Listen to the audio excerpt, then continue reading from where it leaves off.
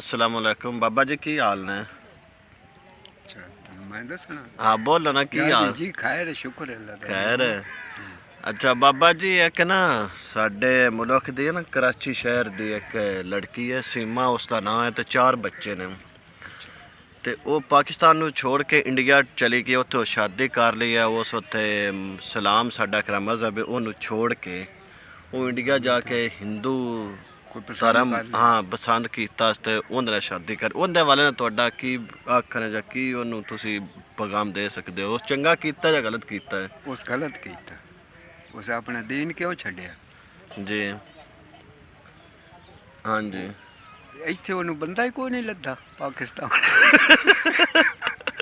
ਨਹੀਂ ਆ ਨਹੀਂ ਇਹ ਗੱਲ ਤੁਹਾਡੇ ਉਹ ਵੇਖੋ ਨਾ, ਉਹ ਅੱਗੇ ਪਹਿਲੇ ਸ਼ਾਦੀशुदा ਸੀ ਤੇ 4 ਬੱਚੇ ਵੀ ਉਹ ਨਾਲ ਹੀ ਲੈ ਗਈ ਹੈ। ਠੀਕ ਹੈ ਹਾਂਜੀ। ਨਹੀਂ ਅਸੀਂ ਤਾਂ ਉਸ ਮਸ਼ਵਰਾ ਇਹ ਦੇ ਸਾਹਿਬ ਉਸ ਗਲਤ ਕੀਤਾ। ਗਲਤ ਕੀਤਾ ਹੈ।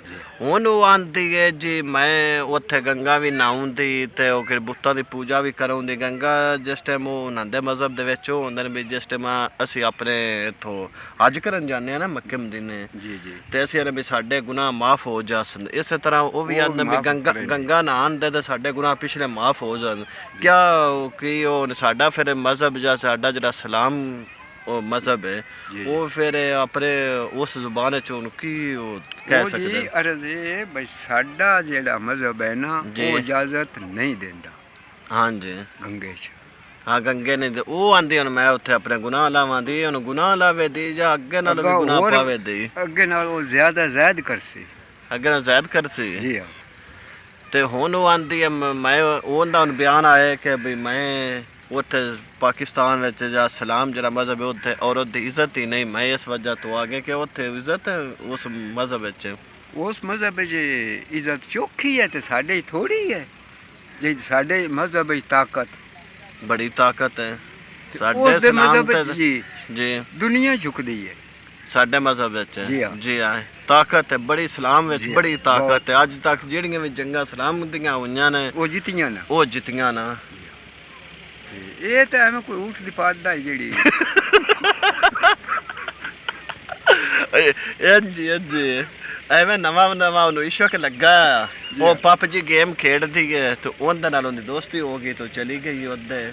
ਹੁਣ ਆਂਦੀ ਮੈਂ ਉੱਥੇ ਆਜ਼ਾਦ ਰਹੂੰਦੀ, ਬੜੀ ਮੈਂ ਖੁਸ਼ ਹਾਂ ਤੇ ਫਲਾਨ ਬੜੇ ਬੜੇ ਬਿਆਨਬਾਜ਼ੀ ਉਹਨੂੰ ਕਰਦੀ ਪਈ ਹੈ। ਜੀ ਕਰੇ ਉਹਦੇ ਬਾਰੇ ਹੈ ਤਾਂ ਕਰੇ ਆਪਣੇ। ਵੈਸੇ ਬਾਬਾ ਜੀ ਬੜੇ ਹੱਕ ਤੁਹਾਡਾ ਵੀ ਨਾ ਬਣਦਾ ਜੇ ਅਗਰ ਉਹਦਾ ਜੀ ਠੁਰ ਗਈ। ਜੀ ਹਾਂ ਸਾਡਾ ਵੀ ਹੱਕ ਬਣਦਾ। ਹੁਣ ਅਸੀਂ ਪਾਕਿਸਤਾਨ ਵਿੱਚ ਹੀ ਆ। ਪਾਕਿਸਤਾਨ ਵਿੱਚ ਉਹ ਛੋਰ ਵੇਖੋ ਐਡਾ ਉਹ ਕੋੜਾ ਜੇ ਤੇ ਉਹਦੀ ਜਿੰਦੇ ਨਾਲ ਉਹ ਸ਼ਾਦੀ ਜਾ ਕੇ ਕੀਤੀ ਤੁਹਾਡੇ ਨਾਲ ਤੇ ਮੁੜ ਵੀ ਉਹ ਕੋੜਾ ਹੈ ਨਾ। ਤੁਸੀਂ ਤੇ ਵਾਲ ਲੋ ਮਾਸ਼ਾਅੱਲਾ ਦਾੜੀ ਦੂੜੀ ਬਣਾਓ ਤੇ ਕਰੀ ਮੈਂ ਤੁਸੀਂ। ਸਾਡੀ ਇੱਕ ਹੋਰ ਹੈ ਨਾ, ਅਸੀਂ ਮੁਹੰਮਦ ਦਾ ਕਲਮਾ ਪੜ੍ਹਨ ਵਾਲੇ ਹਾਂ। ਅਸੀਂ ਤਾਂ ਕੋੜੇ ਹੋ ਹੀ ਨਹੀਂ। ਨਹੀਂ ਹੋ ਸਕਦੇ ਉਹ ਸੋਹਣੇ ਨਹੀਂ ਹੋ ਸਕਦੇ ਭਾਵੇਂ 4 ਵਾਰੀ ਗੰਗਾ ਨਾ ਹੋਣ। ਬਿਲਕੁਲ ਇਸੇ ਤਰ੍ਹਾਂ ਹੀ ਇੰਝ ਹੀ ਹੈ। ਤੇ ਵੈਸੇ ਫਿਰ ਉਸ ਗਲਤ ਹੀ ਕੀਤਾ ਨਾ ਜੋ ਵੇਖੋ ਨਾ ਆਪਣਾ ਇੱਕ ਮਜ਼ਹਬ ਛੱਡ ਕੇ ਉਹਦੇ ਚਲੀ ਗਈ ਇੰਡੀਆ 'ਚ। ਤੇ ਇੰਡੀਆ ਬੜਾ ਚੈਨਲਾਂ ਤੇ ਸੋਸ਼ਲ ਮੀਡੀਆ ਰੌਲੇ ਪਾਈ ਵੱਧਦਾ ਜੀ ਇਹ ਇੱਦੇ ਆ ਗਈ ਹੈ ਜਸੂਸ ਹੋਵੇ ਦੀ ਅੰਜ ਕਰੇ ਦੀ ਫਲਾਨ ਕਰੇ ਦੀ। ਹੁਣ ਪਤਾ ਉੱਥੇ ਉਸ ਕੀ ਕੱਟਾ ਖੋਲਣਾ ਉਹ ਤੇ ਜੀ ਹੁਣ ਉਸ ਦੀ ਕਿਸਮਤ ਜਾਂ ਆਪਣਾ ਅਕਲ ਜੀ ਹੁਣ ਜੋ ਵੀ ਖੋਲਣਾ ਸੀ ਇੱਕ ਵਾਰੀ ਤਾਂ ਖੁੱਲਦਾ ਪਿਆ।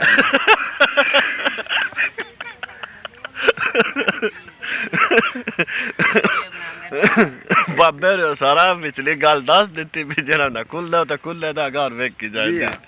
ਐਵੇਂ ਹੀ ਹੈ ਬਾਬਾ ਉਹ ਕਿ ਚਾਹ ਪੀਵੋ।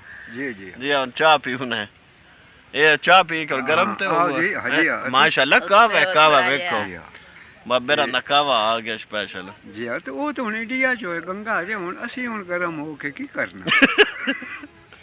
ਤੁਸੀਂ ਕੀ ਕਰਨਾ ਹੁਣ? ਤੁਸੀਂ ਗਰਮ ਹੋ ਕੇ ਮੁੰਜੀ ਲੈਣੀ ਹੋਰ ਕੀ ਕਰਨਾ? ਉਹ ਤਾਂ ਸਾਡਾ ਫੇਲ ਹੈ ਨਾ। ਹਾਂਜੀ ਜੀ ਬੜੀ ਮਿਹਰਬਾਨੀ ਬਾਬਾ ਜੀ।